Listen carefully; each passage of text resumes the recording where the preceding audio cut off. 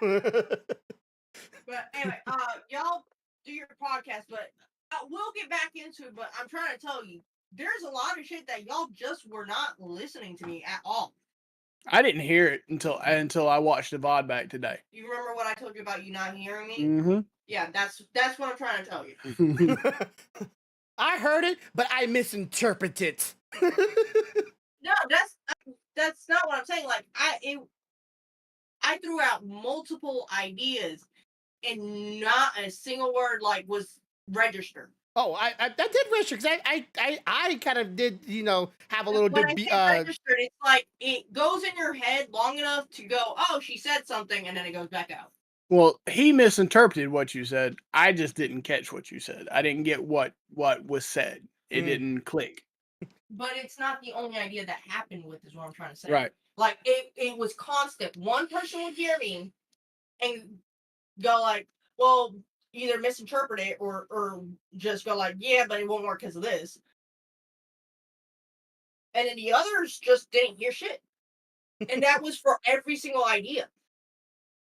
Hey, only idea. Yeah, like I said, we need to get better communication. Yeah, that's the only one I had was one idea, and that was it. All right, but anyway, this is the Bearthoughts podcast. We do this every Friday, usually around 5 o'clock Central Time. Thank you for joining today. If you not have catch yesterday's stream, we have done the third session. Thank you for the follow. Of the D&D campaign. Well, we had a butt clenching campaign yesterday, where a lot of ups and downs. We have audio. Yeah, we have audio. Okay, because I heard myself and I was like, wait, how am I hearing No, myself?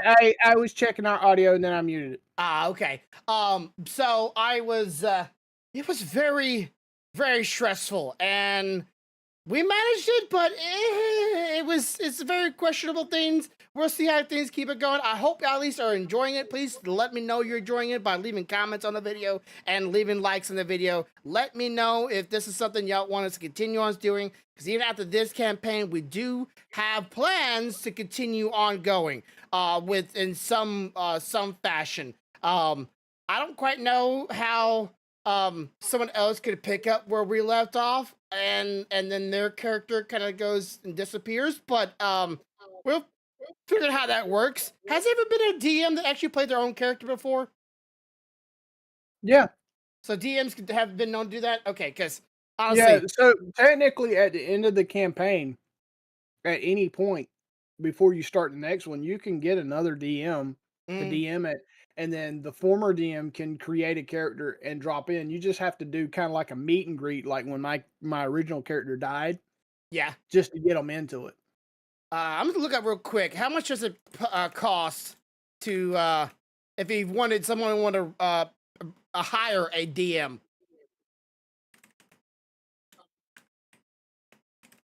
Just curious. I know there's people that's done it before, and there actually is some people that actually have they have their own campaign, and you can hire them to run their own campaign. But it's not 25 per player. This right here is solo play, 4 hours minimum. $25 per session or so, and then per player. No, 25 then $10 per player. So you can start adding up this person right here. So okay, what's the math of that? If we do something like if we take 4 people, it's $25 plus 10 per player. Yeah. So you're talking, if you're doing 4 players, that's 40 plus 25, that's $65. 65 per session, and if you have multiple sessions, that can get up to $100 real quick. This person doesn't go by they do just say 4 hours minimum. They're not saying maximum. I don't know. That seems like a pretty reliable gig, and since D&D is kind of popular right now. But D&D is nice, but I could definitely tell that for those who watch a lot of D&D shows like I have before, and then having someone else do it, you could definitely tell that why some people going D&D shows can ruin new players from getting into it, because they have an expectation or they have an idea of what these people that are having pretty much an artful craft to for being a DM, role playing and coming up with these scenarios and being really good at flying off the seat of your pants, coming up with the random stuff to their players, doing random stuff that might verge from their original idea. It's really hard, and I can definitely see why some people are going, yeah. When I play it, it's nothing like the live streams or the other group of people I see on YouTube or on Twitch doing it. It's not. Well, and what makes it so different is because there is so much power in the role of a DM. Mm-hmm. I mean, in reality, but then again, that's where you have to you have to trust the DM that you're using to. Yes, his job is to make the scenarios. Yes, his job is to make it difficult, possibly make a way where you will fail, but every scenario shouldn't be an almost fail, and every scenario there should be a fair chance at winning, just like losing. Mm-hmm. I think it's like, But I know for a fact there's DMs out there right now. mm, I've talked to them, spoke to them, that plain out will tell you it's Dungeons and Dragons, and if there's a dragon, you're fucked. Period. yeah, That's the way they play it. But okay, I get it. It's Dungeons and Dragons, and if there's a dragon, it's supposed to be difficult, but no scenario is not supposed to be a 50-50 chance. yeah. It's supposed to be like a video game. You play a video game in order for you to win, right? Like the bad guy is supposed to lose, you're supposed to win, but it's not supposed to be a way for you to win. Yeah, it's supposed to be a way. You should not ever go into an encounter and there not be a way for you to win. Mm-hmm. If that's the case, then your DM is purposely murking you. Mm-hmm. And at that point, it's not a fun game. Yeah. So I find it really it is a different feeling, and I get why some people want to be DMs, because coming up with all these fun things for your players to do, and then flying up to see your pants and coming up with all these unique and cool ideas to help your players have more fun. Some people play by the rules, some people play by the rule of fun, and I am much more of a man of I want a rule of fun, but sometimes the rules are there to give you a challenge, and that's where the challenge comes in. And at the same time, it's like playing Halo. You played Halo back in the younger years, right? And you play on the same TV, and you can't help if you're playing with someone else to look over at their side of the screen, because it's on the same TV, right? You're like, right. I see where you are. I'm gonna aim there, and boop. Right, it's really easy because you see them. Right. But if you're hearing the players what they're gonna do, you gotta really hold yourself back, going, this is what they're gonna do. This is what they're gonna do. Here's the thing: you also have those people that want to be DMs, and it has nothing to do with fun or anything. They just want the ability to say, "No, you can't. No, you can't do that because of this. No, I have the power. I say no." They want the God role, essentially. And I get it, but it's a game. In every game, in every scenario, there should be a 50-50 chance of you winning and losing. There should not be a guaranteed this guy's gonna win or guaranteed this guy's gonna lose. There should not be it should be 50-50. Period. That's the only way the game is fair. Yeah.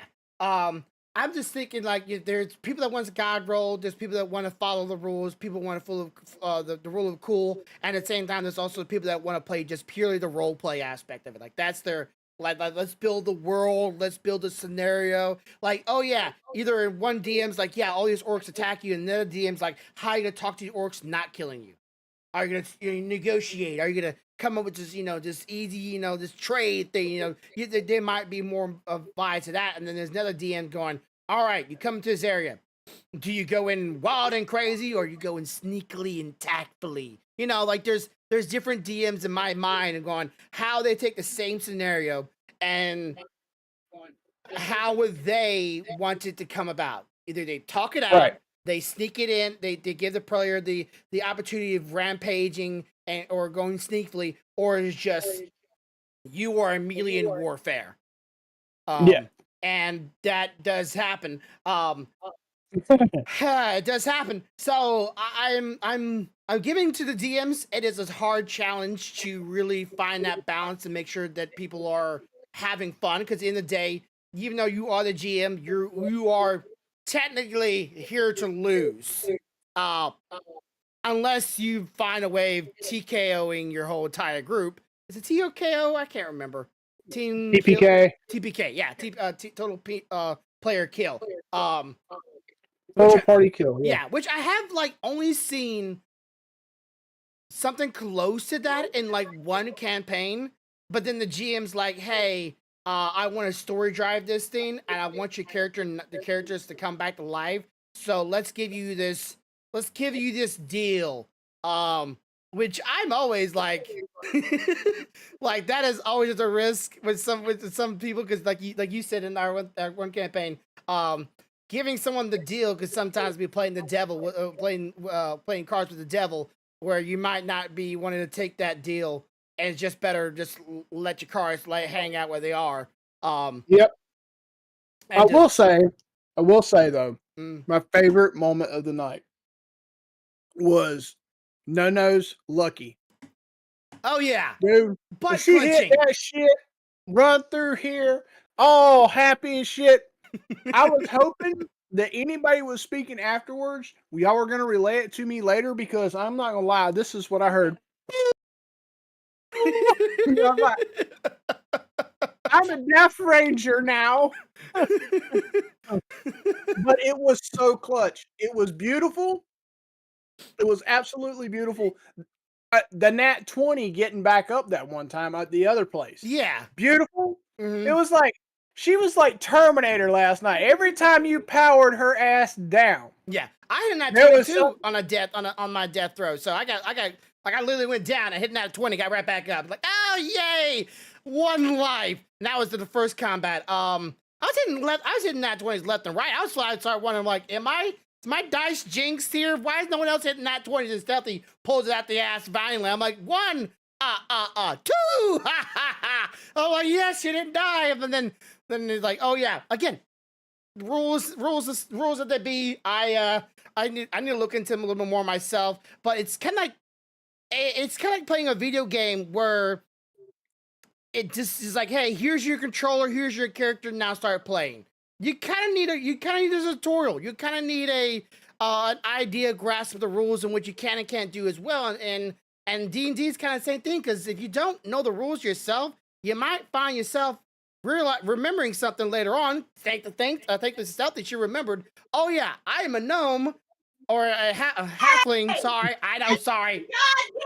I know, halfling.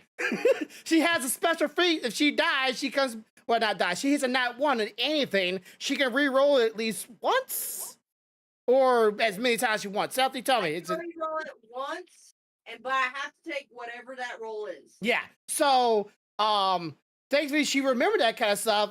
Meanwhile, we're trying to remember, oh yeah, there's other scenarios where there could possibly be true too. But then it comes up to being the GM whether or not they let that rule go into it, or they say, oh, that rule is that makes no sense. Let's just rules. Yeah, this is that kind of stuff out the window and forget about it. Because I don't think that makes no sense. Guy had heart attack. Sorry, that part. Sorry, that part just made me just laugh. I'm like, what? My girlfriend died. Huh? I started calling them by friends cast names. I'm like, damn it, Monica, get your ass back over there. Get away. I didn't know they were that close buddies and that kind of collaboration. Well, you done killed Rachel. Now Ross is pissed. And again, like there's just so many things that DMs have to come into their own role. And you DM'd before, right? Yep. How do you feel that, like, I know you like, I would totally did this different, right? Like everybody would have said, I would have totally did that differently. That would have been the thing. I do a little bit different. Because like for me, we'll say we're gonna make up a completely new scenario, and I'm gonna let you two voice play the characters. Okay. Okay. Okay. So you can be No and Baldwin. I don't care. Okay. Yeah, I don't care. Please do not touch me there. Okay. So we're gonna say that you're approaching a cathedral. Cathedral. Okay. What's a cathedral? Okay. A brain church? A cathedral church, a Okay. giant church, a cathedral. Okay. Okay. And you're approaching the cathedral from the edge of a wooden outcrop that borders the area for this holy place. Mm-hmm. I'm going to tell you that from where you are, what you can tell is there is some damage to the side of this building, and it looks as though it's seen better days, and it might not have seen any active worship in 15 or 20 years. Mm-hmm. And I'm going to ask you from your current position, is there anything you would like to do? I would do a perception roll to see if I see any life or any fire or smoke. Sorry, smoke. Okay. It's like So then I'm gonna have you do the perception roll, and we're gonna assume, for the scenario's sake, Mhm. that you pass. Yeah. Okay. And being that I know what Baldrum is, which is a dwarf that thinks he's a bear that's going druid, that's a barbarian, Uh-huh. I'm gonna assume, with all that in mind, that you're gonna perceive that there's a couple of torches somewhere near the entrance Mhm. still burning with fresh oil, because you Mm. can tell the difference between old oil and fresh oil because it's your animal instincts, right? Yeah. So that's going to at least give you some hints. Okay, and then I'm going to ask you how you want to proceed from there. I would look at no and like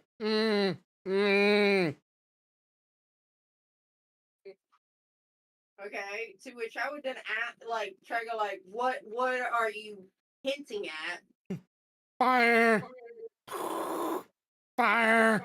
And I would probably look at you. Okay, fire where? And I would kind of like take my hand and paw that way. Towards the building. Yeah. Okay, so at that point, I would alert the rest of the group. Hey, he just said that there's been fire in that direction, and if there's nothing else around here, there's probably some kind of life around here. We might want to be a little bit more cautious in our approach to the building. Right. Sorry. But see, for me, I want to give you options as you approach, because I mean, let's be realistic. If the three of us are traveling together and we come up out of the edge of right up to the edge of a wooden outcrop, and we see a broke up, beat up fucking building, none of the three of us are actually going to actively run straight to it. Uh-huh. We're going to try to make a decision, right? So I'm going to give you the ability to make a decision. Yeah. Now, as a DM, I've already hard set in my mind, depending on what you do, at a certain distance from this building, I'm going to start my side of things. Yeah. Unknowing to us. I'm going to do things. Unknowing to y'all. Yes. Right. I'm going to do that because I'm going to decide, okay, well, you've done your perception check. You know there's freshly lit torches. I know you guys are alerted. So at that point, y'all are making your moves, doing what you're doing. Mm-hmm. I'm going to prep my people, because I know, in my mind, if you get within 10 feet of this front door where these torches are burning, I have a sentry placed just inside the doorway. Mm-hmm. Okay, that is there to alert the rest of my mob that there's something approaching. Yeah. Okay. Now, of course, y'all don't know that, but I gave you enough information and let you have just enough decision making for y'all to then decide amongst yourself, am I going to try to sneak up there? Are we just going to run up and peek through the window? Mm-hmm. Or are we going to try to circle around behind it? I gave y'all something to work with while I am working my stuff. Mm-hmm. You know, and then let's say you decide, Baldrum decides as you're moving around the backside of the church, right? Yeah. Let's say that you decide that you're far enough away from the flames. You want to take a peek, but you fail your stealth check. Yeah. Okay. So the guy that's within 10 feet of that window, he's going to hear something rustling out that side that window. He's going to walk to that window, and I'm going to have to do a perception check to see if the sound I heard, I actually see what makes it. Yes. Because that's the only way. That's the only way it's fair. Me just walking over to the window and saying, "Oh, I seen what made the sound." Well, just because you failed your stealth check doesn't mean I perceived what made the noise. So it is a you captured the sound but didn't capture the visual. So Right. you need to like, oh, character failed with the sound check, but he's still in a since he's a dwarf, he's still short. Right. Since he's a short dwarf, I don't naturally see him automatically. Yeah, like when I was a giant, I made big noise. I have to do a perception check at that point Mm. to see if I see what made the sound. Yeah, but if I was a Now, giant, if you were a like, big ass fucking colossus or something, I mean, I hear the sound turn, I can't miss you. yeah, I'm not rolling a perception on that. I see a fucking big ass thing. I'm probably shitting my pants and running the other way for everybody else. yeah, You know? which you know, we got lucky with stealthy's stealth rolls. I looked at that while we were still chatting yesterday. I'm like, God dang, stealthy was rolling high. I'm surprised the DM did go, okay, well, you're still wearing plate, so yeah, that was I wasn't rolling stealth. you weren't rolling stealth? I thought you had like a 24 in stealth yesterday. I didn't roll any stealth. I rolled all the stealths yesterday. Oh, so he didn't make you roll stealth in your armor? No, because I didn't go close enough to actually cause them to do anything. Okay. Or did you even call out you were to roll stealth at all? Because he hasn't been asking us at all for that. But that's something that I think it comes in time, right? It's one of those things that you either you ask players or within a few feet of the building. okay. I might have not. If you roll, if you but were, if you're behind cover, he wasn't gonna bother because he couldn't see you. yeah, Like me and you were. That's why I was like, "Why the fuck are you way over there? They can't see us." Wow, I was far enough. Anyway, the point being is the way IDM is largely based on give and take on decisions. Mhm. You know, if you fail your stealth check and you're a dwarf or a halfling, I'm not gonna say that I instantly see what makes the noise. You're so fucking short. I'm gonna do a perception check to see if I see what made the noise. Mhm. However, if you're a fucking giant human barbarian, I'm not perception checking a fucking Terminator standing in the window. It's not happening because I seen you. Okay, period. Mhm. But it's a give and take. And that's just the way I do things. I do things differently. So, like I said, I would approach things a little differently, but I'm not saying I'm right either. Do you like? I'm sure there's plenty of Do you like scenario people. Do you like scenario events, or are you more of a like, let's get through the scenarios and get into the actual gameplay? Because I like a nice mix between the gameplay and the story. Mhm. That's what I like. I like a 50-50 mix. Like, I want to give you something to work your stories around, conversate, and stuff like that, but I also want y'all to have to battle. I want you to have to earn what you get. Mhm. That's the way I do things. How I am. Like for Justin's campaign, he's trying to add a little bit more, which is going to be tomorrow. He's trying to add a little bit more story driven stuff to it, and but the combat right now we're just blowing through it so fast that I'm like, this is almost nuts how fast we're killing everything. So he says I wrap that up, but I kind of like where there's like a hey, let's figure this out. What could be happening here? Like what's going on? Like with the whole guy that the rich dude that wants us to go to mess up area but I didn't realize we're playing a dark campaign. I thought we were playing just kind of like a normal campaign. Apparently our campaign is supposed to be dark, or we're supposed to play evil campaign. So I got to change up a little bit. But I don't like the story to drive the reason why I'm fighting, right? I don't like to just fight the fight unless I'm somebody that's just crazy. And the biggest issue in the D&D campaign that we're doing now, it is an entry-level campaign. There's not a whole lot of leeway in the story part of it because it's pretty much it's built to get you accustomed to playing D&D, rolling dice, learning how to do your stuff like that. That's what it's mainly designed for. Later campaigns, like the campaign that we're looking at for a different time, it has a lot more freedom in the story, like you could technically have a couple of sessions where you might only have one battle, but 90% of it is discovering things that are going on in that story, why this stuff is like this, who did this, clues as to why they did it, shit like that. You know. And then there may be a point where you get to it where it seems like that session's almost nonstop fighting, but that's because of where you're located at in the session. You know what I mean? Yeah. So like, there's the campaigns as you start getting away from the beginner levels and start going up into what I would call intermediate and so on. You get a little more freedom with the story. You get a little more freedom with the encounters. Like, he wasn't joking, and this is a legitimate rule in our campaign. He can roll at any point when we're traveling long travels, and if he rolls high enough, we're going to encounter that fucking dragon. Yeah. That is literally the way it is designed. I wonder how many times we could encounter it before he decides to stay.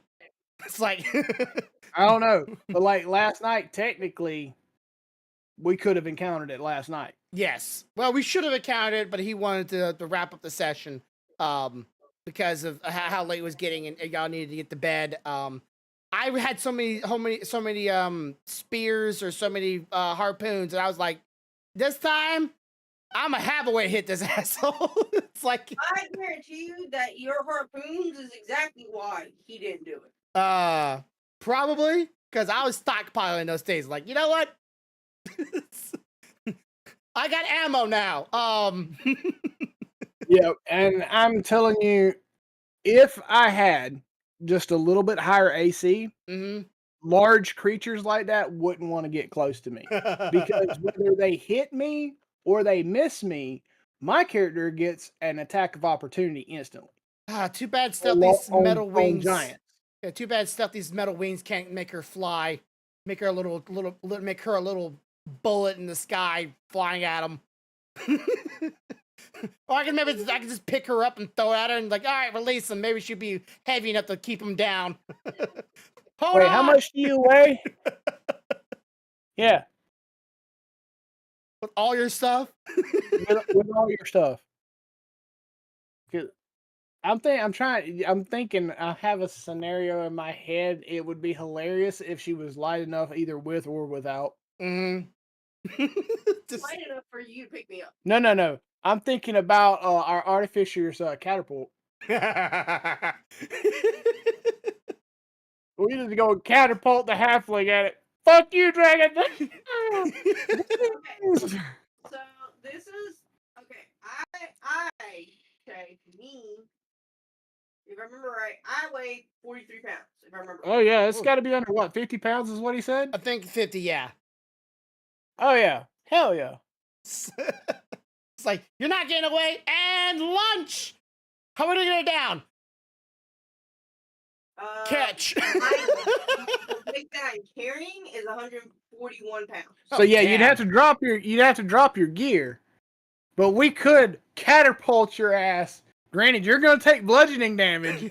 Just but that damn dragon is going to be very confused as to why a halfling with a shield and a sword is flying through the air at Mach speeds. My is 74 pounds. Okay, so that's how much my gear that I'm wearing weighs. Right. My backpack has 65 and a half pounds. Just launch it back. On top of that, I weigh 43 pounds. If I remember right. Yeah, so if you dropped everything, we could just fling your body at him. How big is that backpack? I swear, she's just like, all you see from behind is this large camping backpack, and you see it moving, and you're going, how's that thing moving? Go around it. My backpack, I have it a little bit over what it's supposed to tote. Just a little bit? Wow, glad he doesn't do over encumbered. You know, something that I didn't think about that would have been funny? You were toting that giant ass bell last night. Yes. We could have set that bell off in the distance. Stealthy could have tinged on that motherfucker and dipped. And you know they're money grubbing orcs. So when they come out, they're gonna flock to that big ass fucking bell. Yeah. I wonder, okay. possible here. I wonder if the campaign called for us to get that bell to get them to come out with it. That's a very like that could have been the reason why that bell was available to get, not just as a a lot of money, but also as a dinner bell. Like, come and get it, big boys. And then them lift it up, and then underneath there'd be a flame turret, and then just launches a fire at all of them and burns them. Here's something else. That would have been beautiful. Well, all was put the bell in the center, surrounded it with butter, and then Corvo it. Yeah. And then I take my torch, bring it over to Corvo, let him light one of his arrows on fire, let them run out there, hit the fucking butter, set them on fire. There's just so many ways. Is butter flammable? Yep. If it's homemade butter and it's churned right, yeah, it can be because it's got fat in it. Okay. I never had homemade butter before, so like only thing I think is butter just melts. That's all I can think of. Yeah, because it melt, but if it's in direct contact with flames, yeah, because all right, here's an example. You the store-bought butter you got and you put in your pan, doesn't it bubble and crackle and pop? Yeah. Now imagine if that same butter had a higher fat content because it's directly from milk. Okay. It would burn.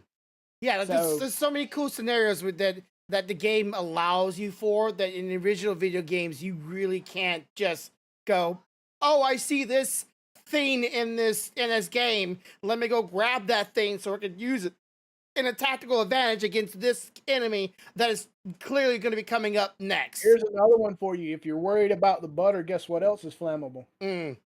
Wood? high alcohol content wine. Oh yeah, we had a lot of that. We had wine. Although the problem would have been getting baldering away from the spilt wine. See, I don't drink, but I know if I was a drunken dwarf, you couldn't beg me hard enough. But then again, that'd be the fun part to interact with the characters. Going like when Stealthy was trying to get my character, I was like, roll for it. You try to tip me over, roll for it. I want y'all to interact with each other, and then going, okay, if you want to do that, roll for it, because that's how we interact with each other. You know, then coaxing and talking us into it and doing this idea. It's just so much fun. You can't do that in video games other than you talking to your friend, you know, through the games. Like, okay, guys, I'm going to be here. All right, bye. It's like you can't, you know, like, oh, I'm rolling to tip you to come follow me. Like, no, I can't roll to tip you to come follow me. But in D&D, I can if I persuade you good enough.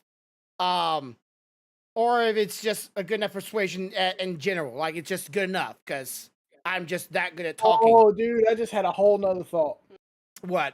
What if we had set the bell up cattywalker? Because you're strong enough to tote it, right? So yeah. I'm assuming the two of you could have lifted it up and put something under it to hold it up. Yeah. And we could have put a sack of gold pieces in there and got them to come out. And as soon as they come out, I could have fired an arrow, knocked the stick out, and trapped every fucking one of them under the bell. How big was the son of a gun? That bell was fucking huge, remember? It fell from the belfry and hit you and Stealthy on the way down and did bludgeoning damage. I had to have special tools and shit.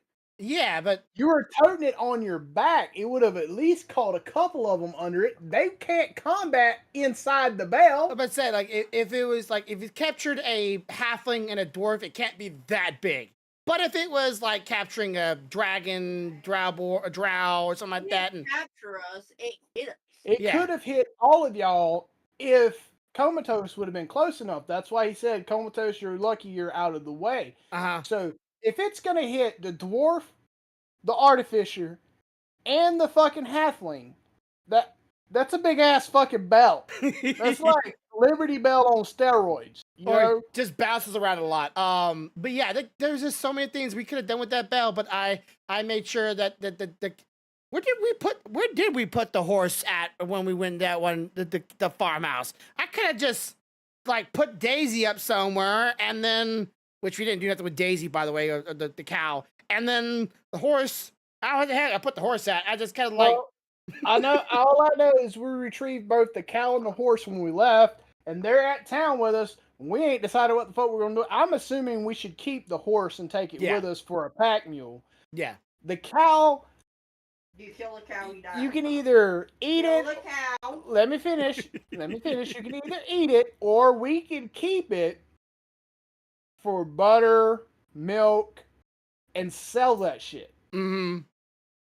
This is our cow now. We he kept them bringing up the skull butter mold, and I'm like, I'm not grabbing it. I wouldn't have any interest in that skull butter mold, like none. Also, very interesting that just so happened that place had a mold shaped like a skull, and I'm going, why is there a place that has skull butter mold? The reason that was there is because the reason the guy's ranch was named Butterskull is he molded his butter in the shape of skulls. But here's the thing. I know why he kept saying that. Mm-hmm. We weren't supposed to take the guy's head back to the chieftain.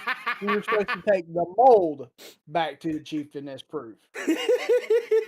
But I let it ride because I thought it was more funny. Yeah. I want hip. I have a head of a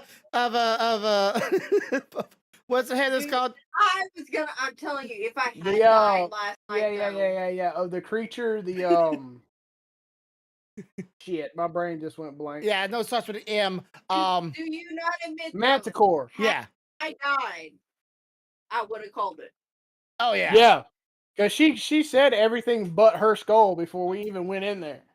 Mm-hmm. The fire game. Yeah. And then on my hip, the other hip would be the guy's head. It's like, yeah, was an enemy, was a friend. Well, here, I don't need that no more. He's dead. Yeah. What is this later thing? I'm looking at the DMs.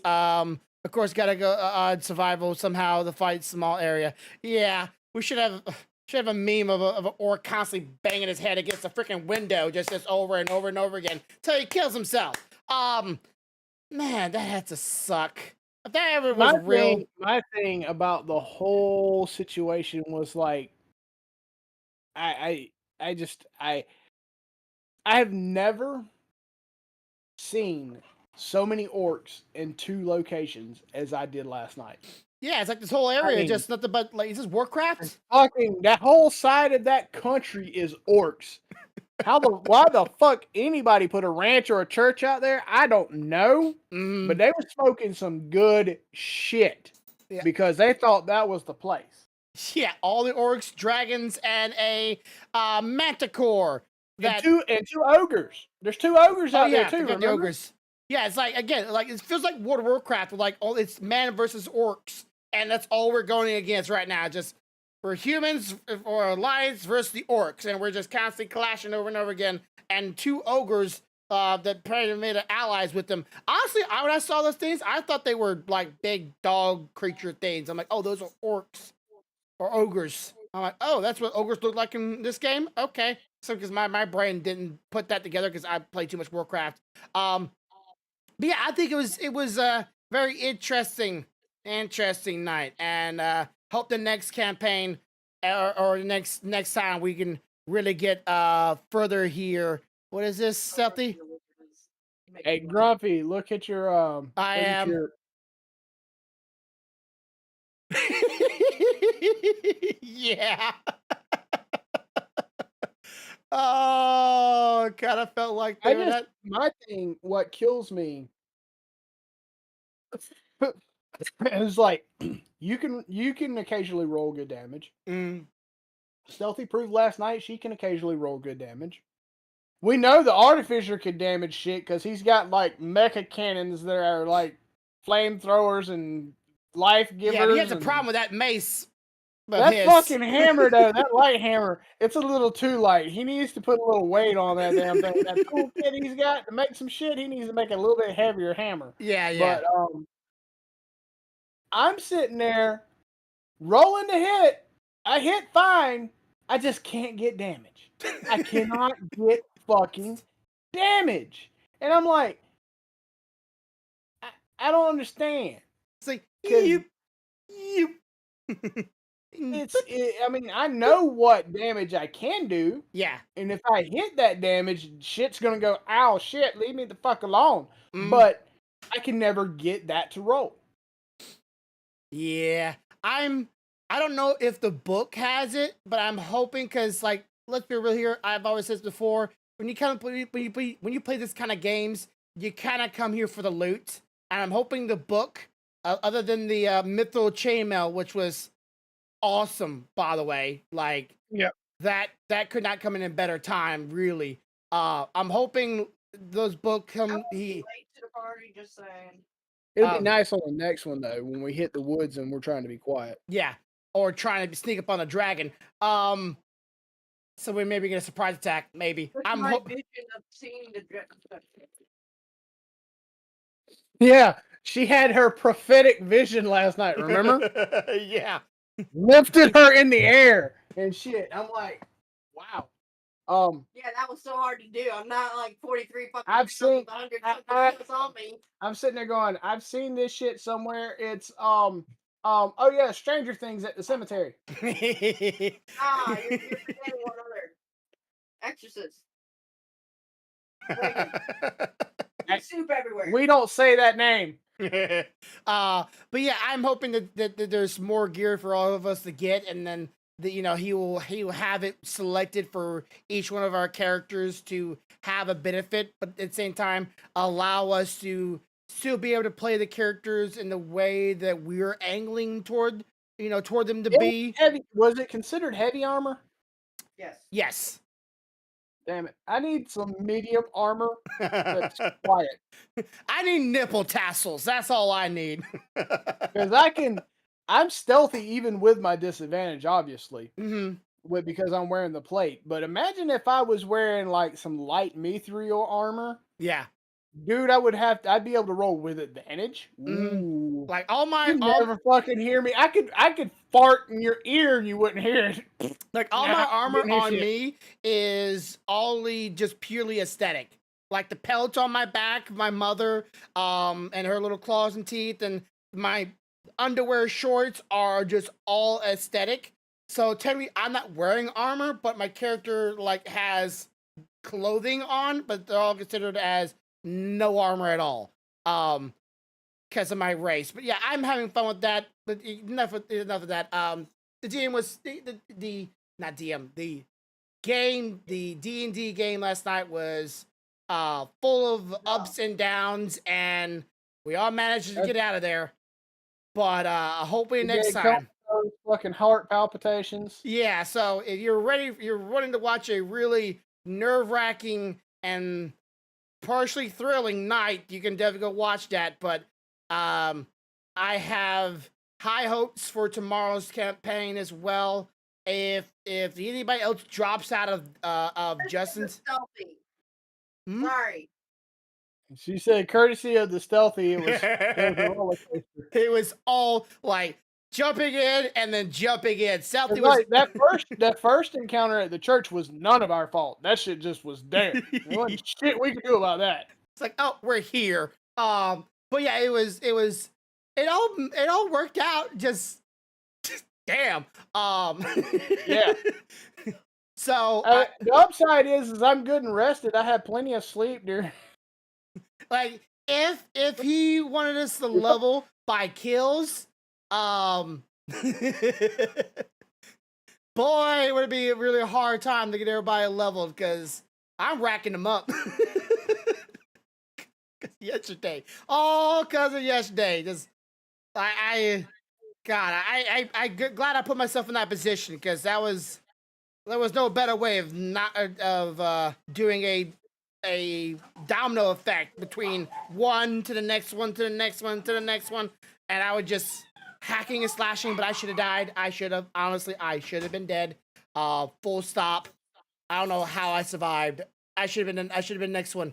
A couple of them were lucky rolls. A couple of them was the fact your artificer was giving you tip health points out. I mean, he was throwing that shit at your ass. It's like, oh, I'm gonna do the tip, but you can't do nothing afterwards.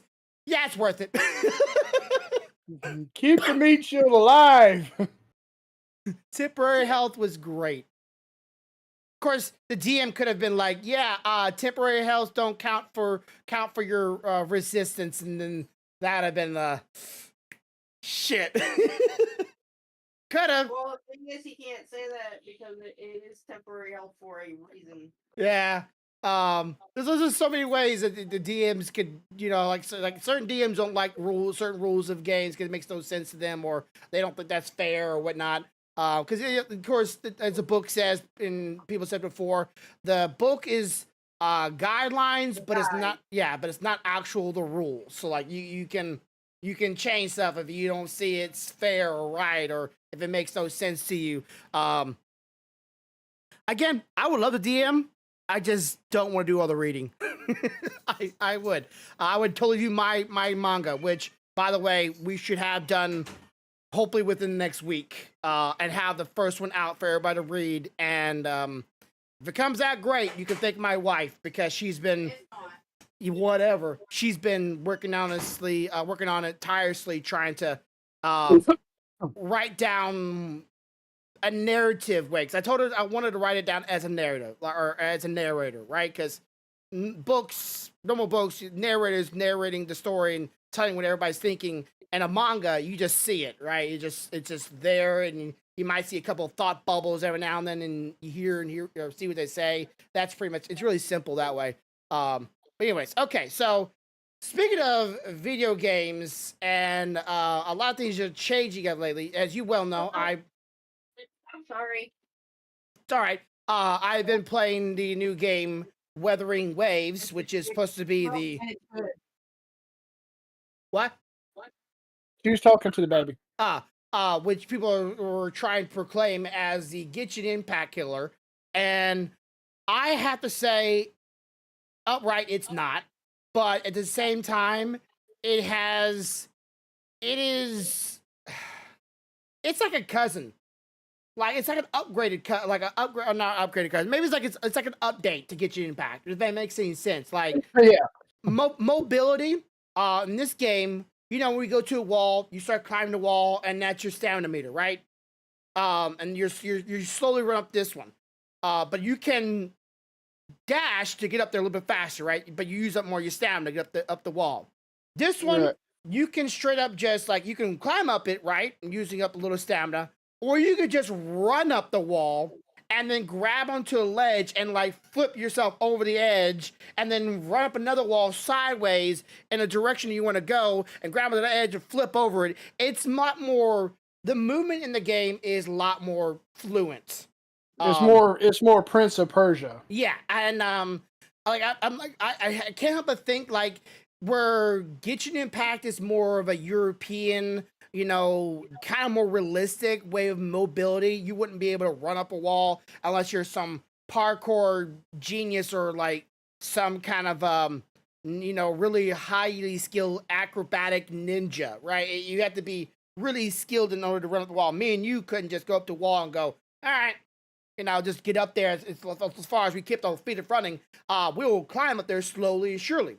And this game's let's not worry about mobility too much. Because this world is very vast, it's very open, but a lot of stuff to do. A lot of stuff to do in the game. Of course, Genshin Impact the same way.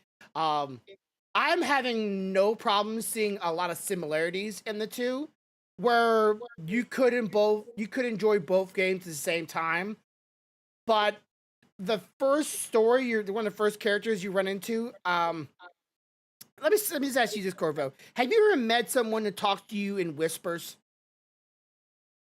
No, it's not realistic, right? Like if somebody's constantly talking to you very slowly, very quietly, never going up and down in consultations or emotions or not, just whispers the entire time. You can imagine someone talking to you in whispers in a full conversation for a full day.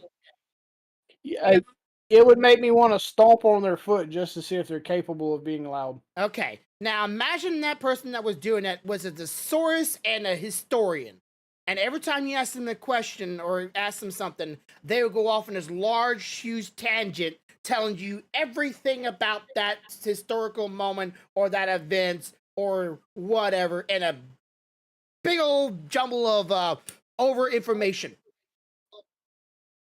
you probably gonna lose interest real quick, right? I'm gonna be like, listen, dude, just point me in the direction, please. Okay, so one of the first characters kind of like Paimon, right? I don't know if she's becoming a continuous character. Hope not, because she's one of the first characters you get in the game to follow you around. You can also use her combat character, and she is talking a lot, and all she does is talk in whisper. And anytime something comes up, she is the source of information. She knows all of it. I mean, and she just blurs all of it out as a big old informational dump. And I am having such a hard time getting past her. But on the other side of the coin, there's a bad guy character. His character is like just mwah. I mean, good voice actor, good emotions. You can see why he's a bad guy. Like this guy, whoever's playing this dude is playing him at the utmost of perfection. This dude is really pulling me into the story. So, and like one side of the coin, boring people and a lot of talking. The other side of the story, really just interesting character and voice lines and I don't know, it just pulls me in. I'm having a hard time with that. Like, have you ever played games where like just it takes only one character to sour the entire game, but you still? I have, yeah. I've played games where a particular character I'm just like, I don't even want to deal with that character, so I'm done. Yeah, like it really is hard for me. Oh my god! Do not bring Navi into this shit. Hey, listen, Jar. So I'm having a good time with it. Combat's nice. You can capture like beasts and use them as like a battle buddy with you inside every now and then. You can call them out, they'll do an attack, or they'll become you, or they'll do something for you. It's kind of like that. And you can either get like a common, a rare, elite, or a legendary kind of thing. So like a Pokemon scenario to it as well. There's a lot of interesting puzzles, and the world bosses, the two I fought so far, have been a lot of fun and a little challenging. Then again, I am just now leveling up, and I feel like it's gonna get to a point where just like get you to pack, and I'm gonna be so high of a level that doesn't matter how hard or difficult they're gonna be, they're just be easy to kill. But there is one thing that I have to say that I think Genshin Impact could do. Now, you give me your thoughts on this. I don't know if you agree with this, because everybody else is saying this is a great thing. They do have dodge and parry in this game, which leaves you to have more chances of doing things. You can dodge your attack and give a little bit of slow motion, then attack them. Or if you parry them, you can kind of like stop them for a couple more, like stop them a little longer, but like you to get them damage at the same time. So you have the two choices. And some people has also managed to doing all this stuff, have managed to juggle people in the sky. I've watched videos for it. People like keeping an enemy up in the sky, constantly beating up on them. How do you feel like that? Do you feel like that kind of stuff is needed in video games in order to make combat more interesting, a little more involved, than switching characters? Dodge and parry is part of fighting. Yeah. I'm not gonna say. I don't think every video game would benefit from it, if that makes sense. But I think there are some games that would benefit from it. I can see where it could be both a help and a hindrance when it comes to Genshin. Because there is already such a high mobility for you to dash around the battlefield as it is. Yeah. That I can see that it could become a key mapping hazard. If you had to try to add those two in, it would be difficult because now you've got a time, a dash, a dodge, and or a parry. Yeah. And honestly, at the rate of movement, the rate of speed at which you're in combat, because Genshin combat is not slow. Yeah. It is very fast paced. The chances of you actually seeing with your naked eye a moment where you can dodge or parry on your own is slim to none. So then they would also have to put in some kind of indicator mechanic that would let you know. They do. Like some games, they do. With some games, hey, you have the opportunity. It's a limited time opportunity, but you have the opportunity, and then you go back to your button mapping. I mean, think about how your keys are mapped now. Mm-hmm. What key would actually work for dodge or parry for that game? I think for parry or not for dodges, they have it on this button. And if for parry, if you attack the same time they attack, you parry. Okay, so they double set keys. Yeah, because so you can attack, or parry. In Genshin, you dash. Yeah, with that. Mm-hmm. So, what are you going to do with dash if you make this dodge? Where don't know. See yeah, you get my point. So it's about, can you make it? Can you put it in and it be user friendly? Because if it's not user friendly, I'm going to tell you now, if I've got to choose between dodge and dash is more user friendly for me to use, more intuitive for me to hit, I'm never going to dodge. Well, dodge. You are benefit by dodging, because then it puts the enemy, like let's say a boss, in a bit of a slow motion movement, but you're moving fast. So there is a benefit behind it. I get that, but still, if the key mapping isn't intuitive enough, I'm willing to give that up for something that is. Okay, gotcha. You simplicity. You know what I'm saying? Yeah. So I think adding it wouldn't be bad if they could do it where it's well done and user friendly. Yeah. So they have this like the circle going around the enemy, and it slowly comes in, but it's not like overly in your face, and it kind of makes you slow down a little bit in your brain to really pay attention to combat in the game. So when you see that circle come in toward the enemy, you can hit the button the right time to either dodge, but if you let it get to the point where it's touching the enemy and it's a low border around them, you can do the parry, right? And that's a little more challenging. The parry is a lot more challenging, honestly. That definitely slows down, because I'm playing Genshin Impact, honestly. Let's be how I play it. I'm switching out between my characters to make sure that their elements are interacting with the other person's elements so often. And sometimes I would switch a character, press E, do their move, and then switch to another character, press third E, do their move, and then so on. To get the maximum amount of benefit out of their elemental buffs and damage. And then maybe press R every now and then. I'm constantly switching between them. I'm switching, and but in this game, I'm finding myself staying on one character for just a little bit longer, trying to do the parry, trying to do the dodge, trying to do the E, trying to do their little monster that they throw out. Like, there's a lot more to it, but it's like, at what point will I feel like that's too much, right? It's like, I'm doing a lot of stuff here, just one character. And of course they also have like a trade out ability, where if you trade out with somebody, they would kind of like Street Fighter, trade out with them, they'll come out and do like a move, right? Which is kind of cool. And if you do backwards, sometimes the character, when he leaves, they'll do a move before they leave. So there's so much going on where I can see if someone here is playing this game, they're playing it for the combat system so far alone, and it's a lot more complicated. So there's a lot more. I don't know if skill is involved, but it could be. It depends on what level of complication you're comfortable with. Mm-hmm. Like, the way it sounds to me, that would have to be one of those games that if I was going to play it, I would have to be in the mood to actually be all in on playing that day. Yeah, turn on your brain on full blast. But let's be honest. 90% of the time, why do you play a game? To enjoy myself. Right. Yeah. So if you overly complicate it, are you enjoying yourself? No, of course. Like, some people that are really speaking about this, the people that are very, very, very vocal online on YouTube or on Twitch, I think it boils down to, and this is totally true. I think this is true all the way. There's some games that are just more interesting on a personal level, right? Just to yourself.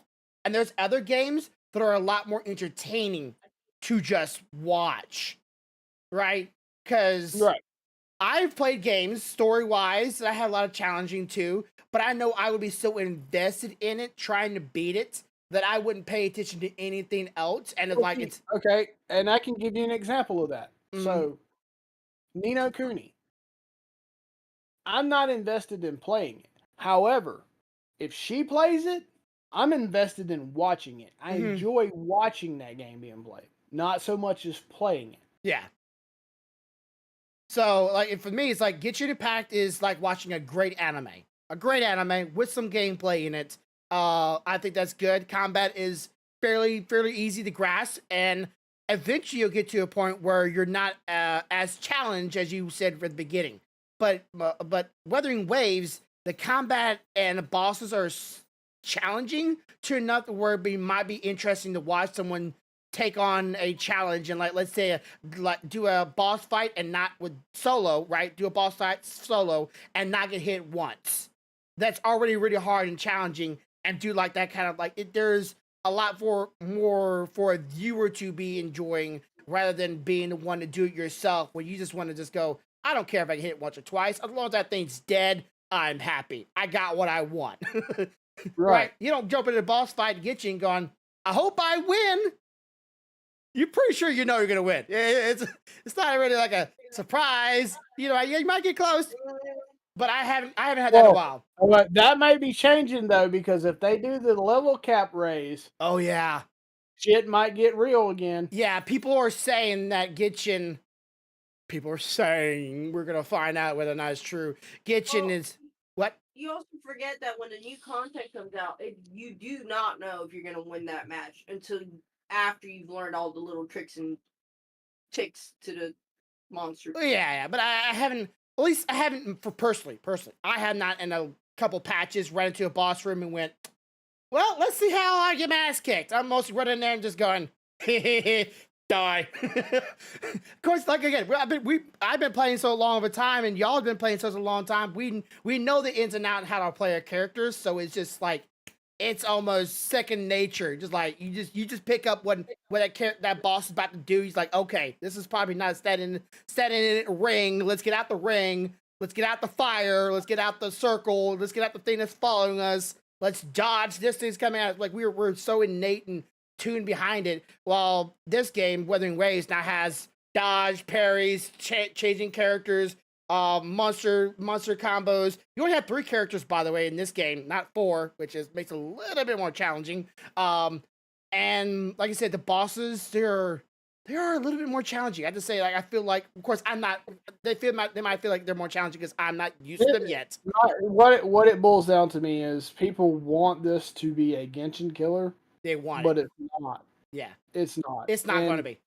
I'm going to tell you, this is why I'm going to say this, and it actually has nothing to do with Genshin Impact. I can reference a game that we've all streamed here recently. Mm-hmm. There's plenty of games that came out similar to Fiesta that were supposed to be Fiesta killers. Yeah. You know for a fact that Fiesta's still going. Yeah. You play it. Mm-hmm. I mean, there's people that come to the new server. It's like, why are y'all on this server? Everybody's on the other server. Well, we went to the server because it's new, and we wanted a pretty open run. Yeah. Trust me, if you went to one of those other servers and built a character, you would catch hell trying to get mobs because there are still droves of people playing that fucking game on those servers. Mm-hmm.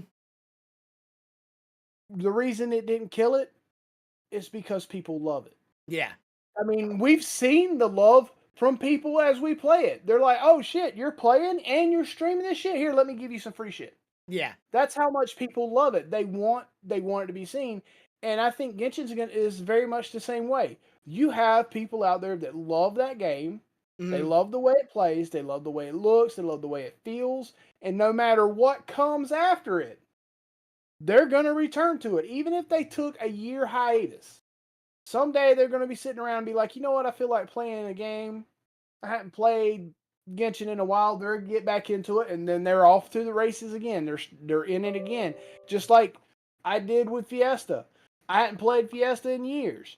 I have personal reasons for that, but once I started getting the itch to play it again, and once those personal reasons calmed down some, I'm right back in it. I'm right back to kiting mobs all over the fucking place Mm. and wrecking fucking towers and shit. Yeah. Why? Because I will always have a fond spot for that game. Yeah.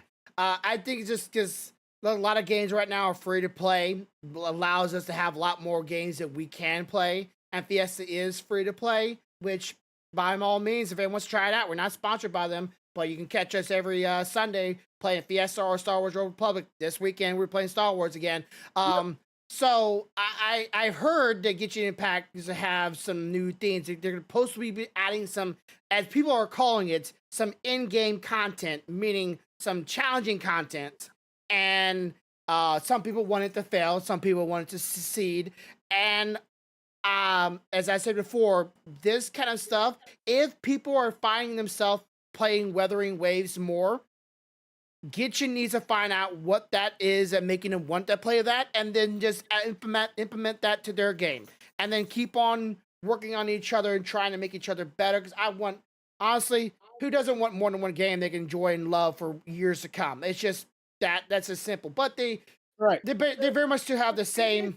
The issue though is that usually with haters of the game, it's A, they can't play it worth a damn. Or B, they have some vendetta against the game. It's kind of like one of those. It's like the argument PC versus console. A lot of times, haters are like, I like this kind of game versus this kind of game. I hate this game because it's not my kind of game. But why?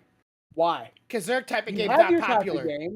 You have your type of game. Why do you hate my type of game? Because their game is not popular. Yeah, it's so easy. It's like, oh, you like shooters? I don't.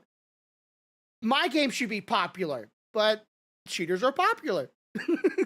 They have more players on it. Why? Because it's just a new hot thing. I'm not gonna lie. I have a special hatred for Fortnite, but it's not because of what Fortnite is. Honestly, yeah. I am angry because what was supposed to be is not what it is. Oh yeah, the original game. Yes. Yeah. Original game was supposed to be like a kind of like a survivor, zombie apocalypse. Build your you can play with your friends. It was supposed to be a co-op game. Which would be more games like you like. Yeah. So fuck them. And of course, some people don't like the kiddie aspect of the game as well. But that's an adult to kids kind of aspect. But I'm hoping that both these games can be in I wouldn't say harmony, but I want people to enjoy their game, and then people either enjoy one game for one reason or for another, but have the same kind of love for an opposite end for Genshin. Like, hey, this game has great gameplay, but this game has great story. This game has great bosses. This game has great mechanics. This one has good mobility. This one has good visual landscape. I still say I like Genshin's art style a little bit more, though. I have to say, like, I know some people say Wuthering Waves is pretty. It is pretty, but I like Genshin's just a little bit more cartoonish vibe, anime vibe, color palette than Wuthering Waves, from dark and gritty to creepy and going and then sometimes mountain landscape. Huh? She's picking at me because it's dark and gritty. Look, babe, it's your type of game. Yeah, well, there's a smorgasbord in the first area that we've gotten in Wuthering Waves that have like different kind of vibes. Like one area, rain is going up to the sky, and I'm like, okay, that's kind of cool. It's like opposite rain. It's kind of different. And the other states is like it's all red and gloomy and kind of like it has a little bit like a dark vibe around the screen. So it's like also hurting you while you're in there. And then some place looks like it's almost in the past, right? It's a little bit grayed, muddled, rather than vibrant. It looks like this area has been tainted, right? There's a lot of areas that have a different feel to it. Corvo. Corvo and Corvo. More Corvo. Yeah. And they have Corvo like dark, gritty, and spooky. Yeah, and then it's just that is his shit, man. That is his vibe, and you just made him happy. The characters are like the bosses look cool. The monsters, a lot of monsters in this game. They apparently have like 120 different model monsters in this game, which is a lot. And then the characters, they have a Sephiroth character who looks sick as can be. They have our, what's the little tiger guy? This little dancing tiger. They have pretty much like, I don't know who stole it first. Gitchin stole it from them, or they stole it from Gitchin. They're pretty much the same person, in my opinion. They both, yeah. Gaming, yeah, they're pretty much it's their own version of Gaming in it, which I like them. They have a little bit more. I said this in the past. This is a Chinese game. Their storytelling reminds me of a Chinese way. All of them are like martial artists. They're all like, wushu masters and swords. They're all masters of some kind of martial arts. Has that feel for them, the character wise, and they did do the one thing that I wish some game developers would stop doing, is taking one single model. Let's say here's a model of a male character, and here's a model of a female character, and then here's a short model of a male and a short model of a female, and then going, okay, now dress them up like dolls, and that's your characters. I don't like that personally.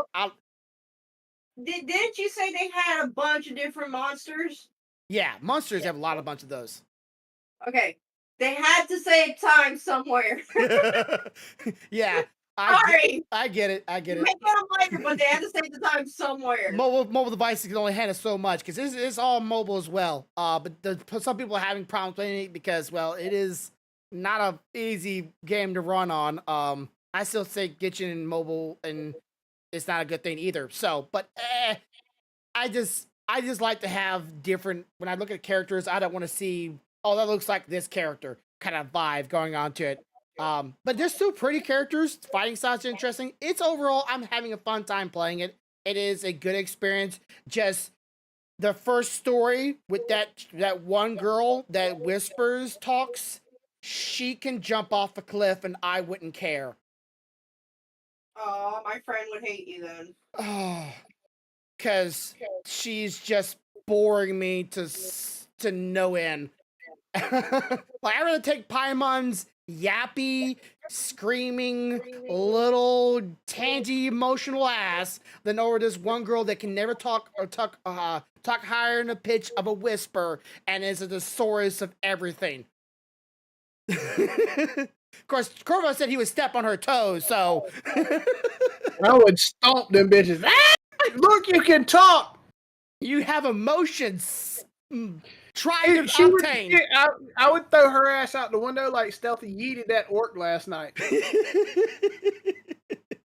Yeah, so needless to say, I'm still gonna keep on playing the game. I'm gonna get to end game, as they call it. There's actual end game content. I'm gonna get there, and I'm gonna actually see if it's all that they cracked up to be. I know there's some people just wanting Genshin to die because they just want Genshin to die, and that's all the reason why they're hyping this game up. And there's some people like legitimately, it's a good game.